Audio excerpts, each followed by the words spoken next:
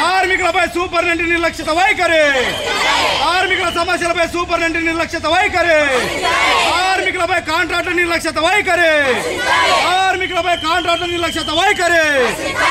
3 నెలల జీతాలు ఇవ్వాలని అధికారులు. నా పేరు ముర్తుజా, CITU నగర కార్యదర్శి. ఈరోజు గవర్నమెంట్ హాస్పిటల్లో వాళ్ళ 3 నెలల బకాయి వేతనాలు వేయాలని, అదేవిధంగా PFEF అమలు కావాలని, వాళ్ళకి ఏదైతే జీవో ప్రకారం వేతన ఒప్పందం కుదర్చాలనే ఉద్దేశంతో ఈరోజు ధర్నా కార్యక్రమం చేపట్టడం జరిగింది.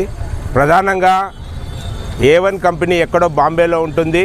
అనేక మంది గందరగోళంగా ఈ కాంట్రాక్టర్ వ్యవస్థలో నడుపుతున్నారు. కానీ ఒకరి మీద ఒకరు నెపం చెప్పుకుంటూ వాళ్ళకి రావాల్సిన బకాయి వేతనాలు బాధ్యతగా ఎవరు మోసుకోవడం లేదు.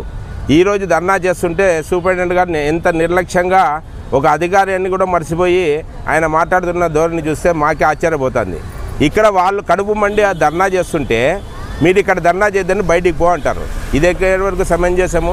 ధర్నా ఇక్కడ చేస్తా అంటే వద్దంటారు, పని అయితే మీరు చేయించుకుంటారా? వాళ్ళ పని చేయించుకున్నప్పుడు మీరు ఇప్పించే బాధ్యత మీది కదా.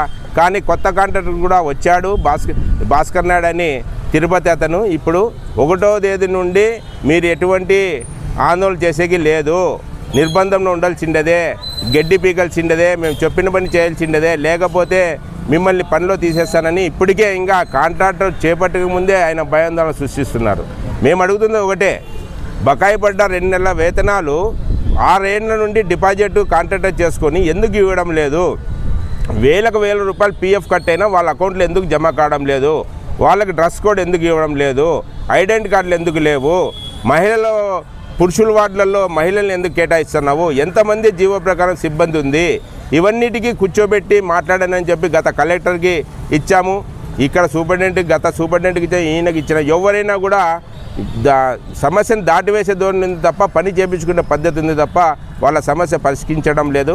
కాబట్టే మేము చెప్తున్నది ఒకటే, ఇది ఎమర్జెన్సీ పీరియడ్ అయినప్పటికీ రోగులకు కానీ ఎవరికి ఇబ్బంది పెట్టకుండా మేము ఇంతవరకు ఓపికతో వాళ్ళ సహనాన్ని పరిష్కరించే పద్ధతిలో పనిచేసుకుని వచ్చాం. భవిష్యత్తులో రేపు నుండే మేము ఏదైతే మాకు వేతనం జీవో ప్రకారం రాకపోతే మేము పెద్ద ఎత్తున ఆందోళన చేస్తామని CITUగా హెచ్చరిస్తున్నాం.